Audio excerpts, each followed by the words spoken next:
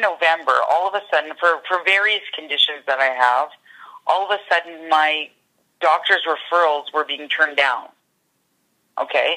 Like, so any clinic that was in an AHS facility, that's all our facilities pretty much, was canceled.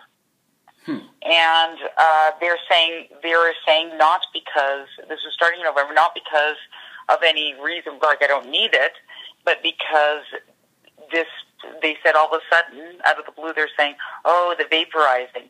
Now, the doctors and AHS all agree that they all agree that there is no alternative to me using my vaporizer.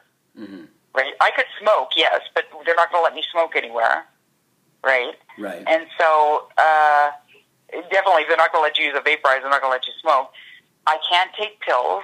I can't take medibles, really. I can take them, but again, it's like trying to land a plane on a short runway. You're going to go over, it's not going to absorb, right? So that takes out any oral medications.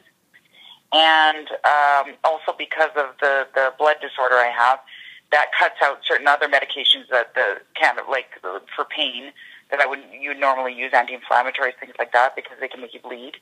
Right. And they're saying that as per the experience already in hospitals with me, that if I'm going to go on a narcotic like morphine or fentanyl or something like that, then the only way I can do that is if I have the cannabis with it, because the strongest antiemetics that they have out there, so the strongest one they have, I think it's called Zofran, and it's a IV. They can do it in pills, but they do it in an IV, and it's $1,000 an IV bag. Super expensive. And I was going through those like candy, like boom, boom, boom, boom, boom, boom, boom. And it's not they're saying, well, we don't want to pay for it, but they don't want to pay for it. They're saying, no, the cannabis so I would vape in my hospital room, and I was able to tolerate the morphine and all that. So HS has come back to me. The doctors everywhere, they've consulted, and said, yes, indeed, Lisa Kirkman, there is no alternative for her that we can provide for her other than cannabis vaporizing to help with, at the very least, my pain, because that's what my license is for. Originally, it's for I have severe arthritis, which has gotten worse. Now, so they're saying because there is no alternative for you, and because we're doing this stupid little dance of, we haven't seen any studies that say that cannabis vaporizing doesn't impact the other people in the room. Okay, so until we see that, they're trying to prove a negative. Until we see that, we will not allow any vaporizing to be safe for our staff. We're not going to allow any vaporizing in an AHS facility. So they're not saying flat out to me, you can't come to the AHS facility. They're not saying don't come to they're saying you can come, but you will be receiving no pain medication whatsoever. We can't give you any alternative for it. And we are saying, we don't think, at AHS, we don't think that you will be able to handle the amount of pain that you're that will happen as a result of you not using the cannabis. So they're saying, and in fact, some of this therapy, some of the things I'm supposed to do, you can't do it if you're in a whole bunch of pain. Like, you just it won't work. And so it's like this horrendous catch-22. Right? They're saying, you have a yes, we will treat you here, but you can't use. It's like saying, okay, we'll treat you, but you're not allowed to use a wheelchair. If you're in a wheelchair, you're not allowed to use a wheelchair in your facility. What do you mean you can't crawl around? Crawl around on the ground. You have a choice. You could crawl on the ground and get treatment for your other conditions, or not get any treatment. Right? Right. You're not allowed to have your pills when you're in the building. Right. Yeah, you're just not, you can't be, and I said, well, but you're not giving me any alternative whatsoever. Like I said, not a single alternative have I ever turned down, except for, and again, it's not just me saying I can't do this. They themselves are saying, we don't think you can do this. Otherwise, they would just bring me in and give me an alternative, right? They would just say, okay, yeah, you can come into your doctor's office, and in the meantime, we're going to give you this alternative or this, or try this, and I will try whatever they give me. This is not about me being like, oh, I only want to use cannabis, or oh, I don't want to use chemicals or pharmaceuticals. No. I've not been given any alternative to these things. Lisa, has anybody... so that's what it is. Has anybody ever complained about your vaporizing when you were in one of these facilities? No, not at all. And I've spent the longest I've spent vaping in my room was over 2 weeks when I had my gastric bypass originally in 2011. I used it the entire time. And then keep in mind, for 6 months after my bypass, I was in and out of the hospital quite often. I was really sick after my bypass. They almost actually undid my bypass at the time. Now they're saying that they wouldn't undo the bypass. It would actually be more dangerous to undo the bypass at this point. But I was really sick, so I would spend a lot of time in and out of the hospital. In fact, at Peter Lougheed Hospital here in Calgary, I was in a semi-private room at one point using my vaporizer. So in other words, there's another patient in another bed right next to me. And nobody used masks. Nobody used, there was no problem. The only thing I ever had to do was ask them first. I always ask. I never just do. I always ask. And then they said they wanted me to bring the vaporizer to the maintenance department to check it to make sure it's not leaking current, which it wasn't. And they put a sticker. It was actually Tamara's volcano that I used the last time I was in the hospital, because they didn't make me do the sticker thing the first time. It was only that last time, August 2012, when I was in for my panicolectomy, back in the same hospital that I had the gastric bypass in. That's when they made me, they checked out the vaporizer. But again, that was like a 10-minute process. That was nothing. I don't mind doing that. I don't care. Right yeah, now. so there was no problems. Like I said, I'd even vaped with Noah at Children's Hospital, waiting at the ER department for him to go in, I vaped by myself when I had to bring Mia into ER once. And I asked at the Children's Hospital, I said, in the ER, because they were waiting for hours, right? I said, where can I plug this in? They said, right over there, and I did, and I generally take pictures of at least one, so there's a proof, and, never thinking, of course, that this would ever happen. That's not why I did that. It was actually I would take pictures of these places, and then it's not to show off. It's to go, hey, look, things aren't so bad. Right. If I'm in Calgary, Alberta, and I'm using my vaporizer in Children's Hospital, right, or my child is using his, then things aren't that bad. Don't feel, maybe you're in a different part of the country where it's way worse. Calgary sucks, and we're doing this, so you shouldn't feel that. That's why I'm so public, right? Because I want people to feel better about saying that things aren't so doom and gloom, Right. But unfortunately, Calgary, like Alberta, basically, every single stereotype that I'd always said, oh no, we're not that conservative, oh no, it's not that bad. They took it and slapped a cowboy hat on it and some chaps and put it on a donkey and set it off to go be in the Stampede Parade, basically, is what they did. Is they basically... So, Lisa... Every asshole, redneck, ignorant thing ever that people say about Albertans and Albertan politicians and Albertan bureaucracy and the way it works down here, it's that and then some, Yeah.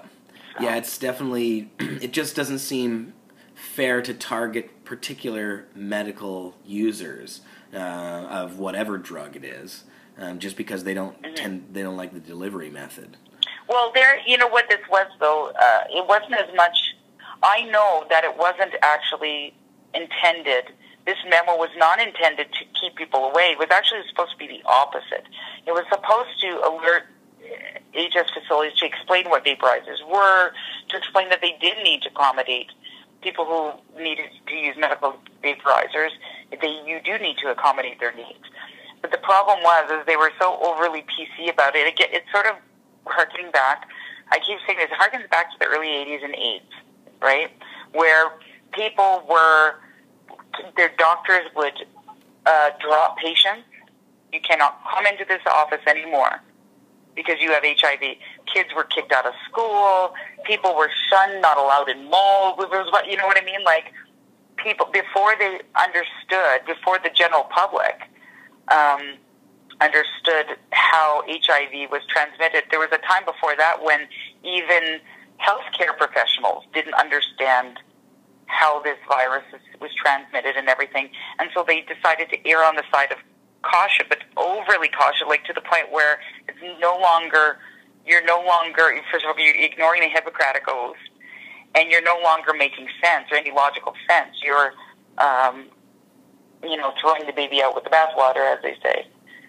So it actually prevented people from getting medical care, and people did get sicker, and people died quicker back then because they were being kept from getting medical care. So people would have full-blown AIDS, and all of a sudden their doctor, their GP would drop them. And in the States, getting health care is even more of a complicated matter, of course. So that's really where it happened more so in the States. So, but that's what this reminds me of. Mm-hmm. Where we're doing, it's not that nothing illegal is happening here. And this is what, if this weren't happening now, if they legalized tomorrow, the same issue would happen. That's what's scary. This isn't a matter of it's illegal, so, I'm fighting and I'm trying to use something illegal and I'm fighting the courts and I'm fighting to try and convince people that I need to use it. No, this is technically, when you think about it, this is exactly what could happen in anywhere else in the world if it were completely legal recreationally and medically, because you've got medical professionals going, oh, we don't understand how this vaporizer works.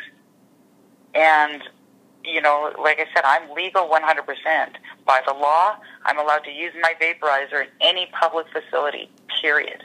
Right. Right? Exactly. Hence, vape on a plane. Yes. Right? Exactly. But again, that's a good example of that. Mm-hmm. There, CATSA it wasn't WestJet, actually, or the airlines that turned around and said you can't vape on the planes anymore. It was CATSA.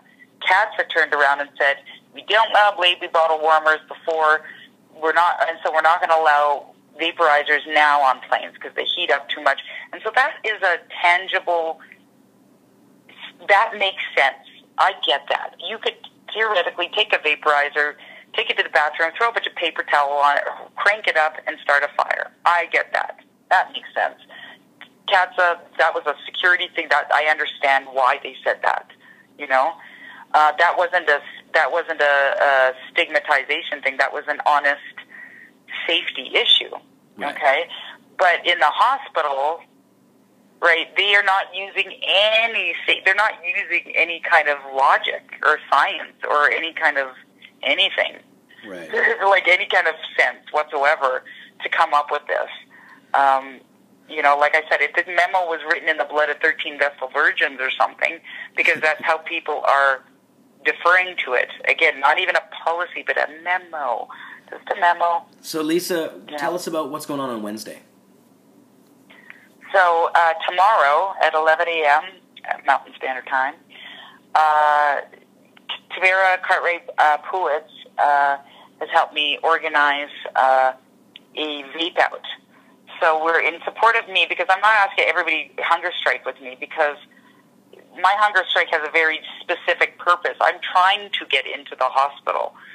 So it makes sense for me to do something that might speed up me getting into the hospital and getting medical treatment. If they can treat me for malnutrition, they can treat me for my other conditions, obviously. And they're saying right now they can't treat me unless I can use my vaporizer. So there's that. But how other people can support me is exercising their right to use if you are legally allowed to use a vaporizer. So if you have an MMAR, MMPR license or an exemption of some sort, then you should be able to go into any HS facility and medicate as required, as you're prescribed to do. Now, the problem is, why don't I just do that by myself? Well, I have been physically removed already, at least once, from a building, from Rocky View Hospital, for when I was brought there for medical treatment for using the vaporizer. And I was told flat out by Sheldon Schumer, for example, that if I were caught in their facility with my vaporizer, whether or not I'm using it even, I would be physically removed from the building by their security. Now, that's not the cops. The cops say to me, you can stay here. That's like, we don't have any problem. We won't touch you because you're not committing a crime. This is just security guards. And now this building that we're talking about is where my doctor's office is. And in fact, 2 different specialists, too, that I was supposed to see, that they canceled. They essentially, security, the building itself, canceled my doctor's appointments and said that I can't go in to see my GP, my family doctor, for any reason now until they, quote-unquote, work this out, because it's in an AHS facility, and they recognize that I need to vaporize.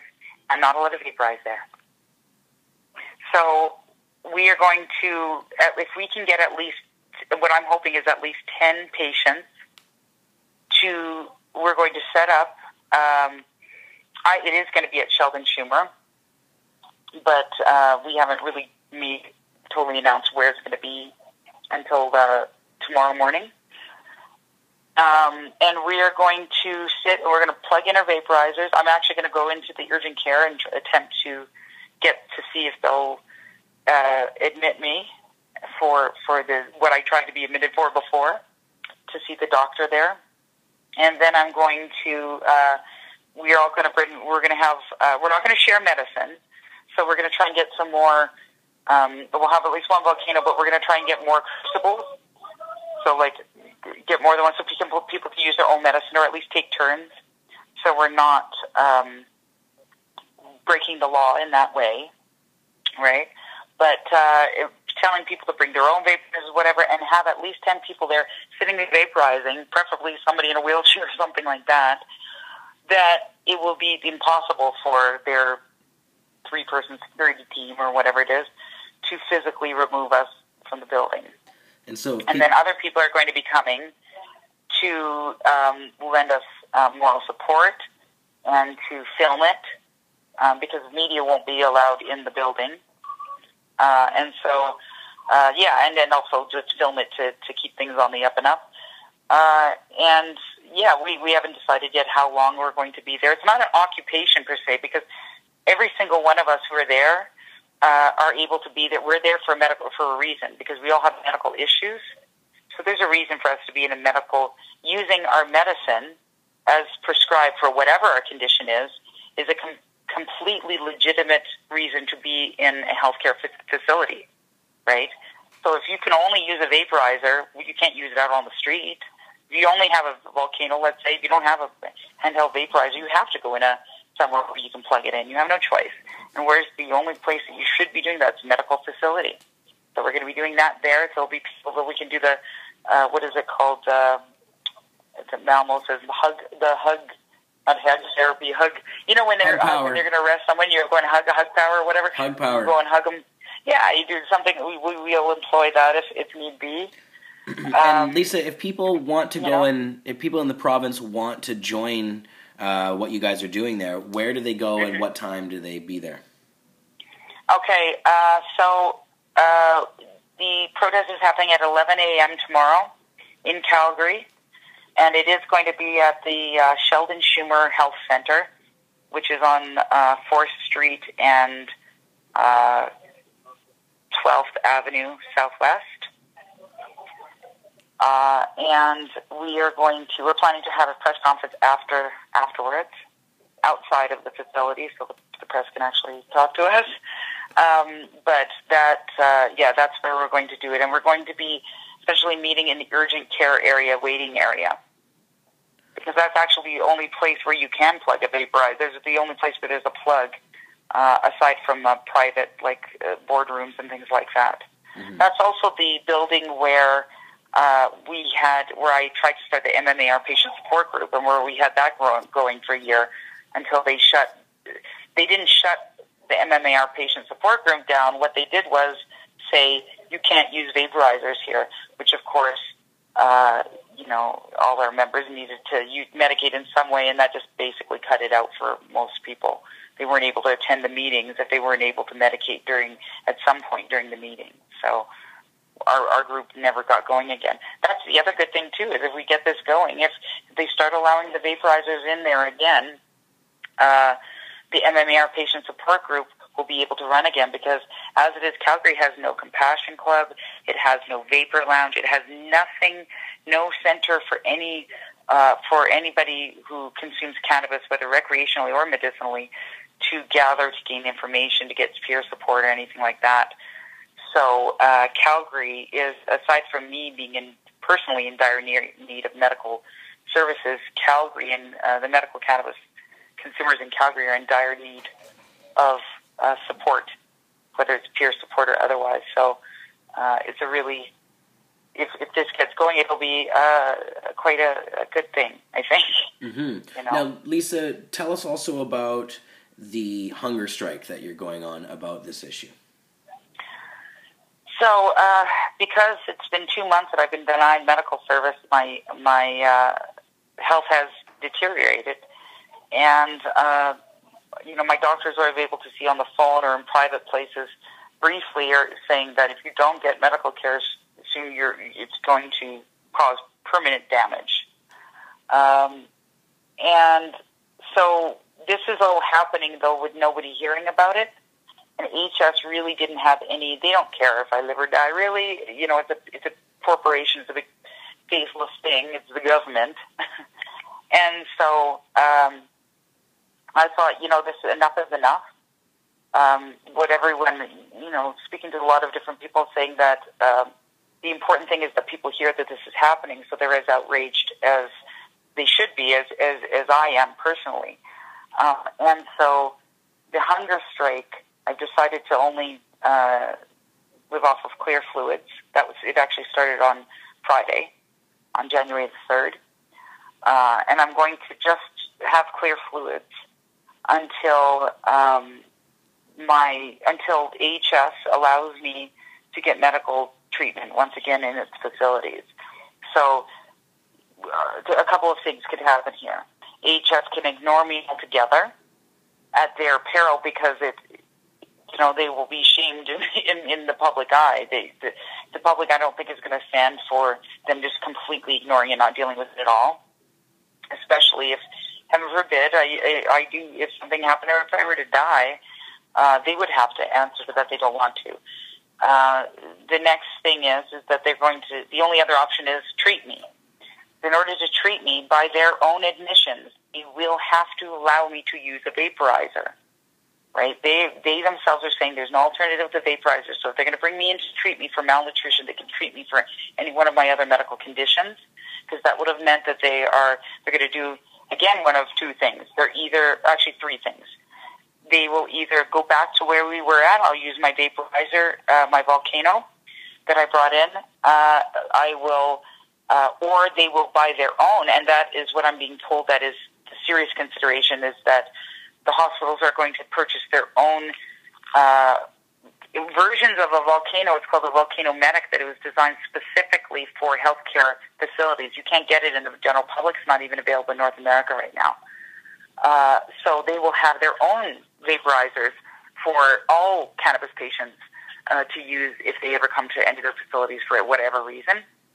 Or the third option is that they somehow pull out of the air an alternative to my cannabinoid therapy. I can't see that happening. The third one, I haven't heard of anything else. But if they do it, I'll take it, because I need to be able to go into the hospital. I think ideally what happens is that they do come up with workable policy, buy these Volcano Medics for all of the hospitals, and all of the other hospitals follow suit, and then possibly it becomes policy across Alberta, and then maybe the other provincial health authorities will turn around and adopt the exact same policy. And just like defibrillators are in every single healthcare facility, you'll see a vaporizer of some sort in every healthcare facility across Canada. So that's the best thing. And I get better, and I get my condition treated, and I get better. And I get healthy again, and that's what that's really what I want. So. Now, if they ignore you, how far do you take it? Well, I'd ask the same thing to them. How long are you going to let me suffer, and possibly die? According to some of the medical conditions I have, that if I cannot be able to get any treatment for them for the rest of my life, it will shorten my life. This is what the doctors are saying, flat out. So they apparently AHS is willing to wait to gamble on my life and they're saying that it can wait for the speed of administration to get their act together. So I'm saying that I am willing to wait until it's the same thing. It's the same. What am I willing to wait for? I don't have a choice. If I end the hunger strike, I'm still not going. If I'm not getting medical treatment, I'm still on a downward path. Basically, I'm still getting sicker and suffering, and I'm could possibly die. So I will take it as far as AHS is willing to take it. It's my life I'm talking about here. It's not it's just not something that, it's the same thing with when I went through with Noah, when he was kidnapped in the States. And people will say, well, how long are you willing to fight? How long are you willing to stand up and yell and make a stink? Until he's back. That was my only answer, until I'm dead or my son was back. And on this case, how long am I willing to wait? Until I receive medical treatment or I'm dead. That's it. There's nothing more important than, I want to be here for my children and my family. I want to be here, period. I don't have a death wish. I do not want to be martyred by AHS, believe me. But I'm definitely not going to get sick and die where nobody hears about it and nothing comes of it and it gets swept under the rug and I'm not that is the most horrible thing to me, because then my suffering would have been for nothing. So if I'm going to suffer, I want it to mean something, and possibly by suffering with a hunger strike, it'll actually get me medical treatment faster. It could actually save my life, because it might actually force AHS to do their jobs and accept me in, which could get me treatment quicker, which could actually save my life in the long run than if I had done nothing whatsoever. Yeah, for sure. Yeah, well, it's an effective technique that's definitely worked before. I just hope that they definitely move into action and do something before it's too late, because this is such a brutal thing. I mean, it's totally ridiculous that they're denying you your medicine. Well, that's the thing, though. Again, they're not denying me. They said I can sit at home all I want. Well, but that and use my medicine, but they're denying me. It's saying then they're denying you health services. Well, they're saying basically what the Human Rights Commission of Alberta said, that my human rights are being violated. I'm being denied essential human services. Yeah. And I am being discriminated against. Basically, I'm not receiving treatment for condition A based on the treatment I am receiving for condition B. Right. So it's like they're forcing you to choose between... Catch-22. That's not fair. You can't say, sure, you can come to our facilities as long as you don't take the treatment that is saving you. As long as you make not a medical decision, but as a patient, decide to, against medical advice, ignore what your other doctor is telling you to do. And that you can't put that in a patient's lap. That's not fair. It's not a game. I shouldn't have to play games. Right now, health services saying what happens to somebody who has a heart attack? They said, whatever you do, hide your license. If you have a license right now and you get 911 is called, whatever you do not let them know that you have a license. Do not let them know that you use medical cannabis and that you have a license. Because if they just even find out about it, they, again, in an overly PC thing, could very well do what they did with me and deny you services altogether. I shouldn't have to play games. Patients shouldn't have to play stupid games to be able to get service. It's like the Hunger Games, man. Go out there and kill somebody or we're not going to give you food. Like, what the heck?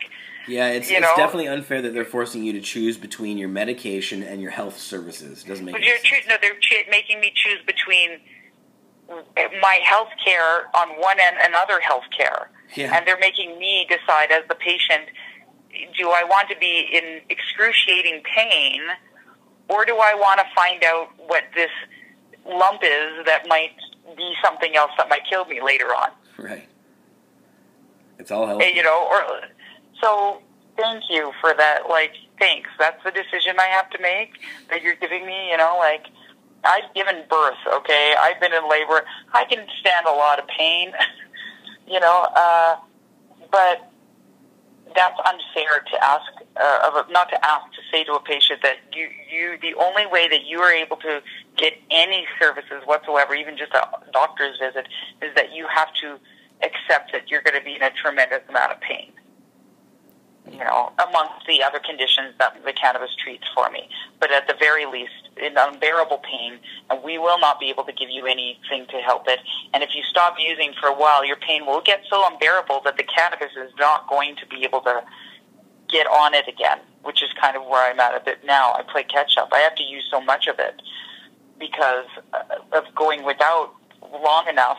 It's with the pain medication, right? You have to keep on it, otherwise it's hard to get on top of it again. Mm-hmm. And so that's where we're at. So I'll take this to the end, whatever end that is. So Lisa, tell us one more time about the thing tomorrow, what time it is and where it is, and where people can meet up with you there. Okay, you can. It's going to be at Sheldon Schumer Health Center. We're probably going to be meeting in the common area then, and then probably going to the urgent care waiting area. But in a common area, you'll see us.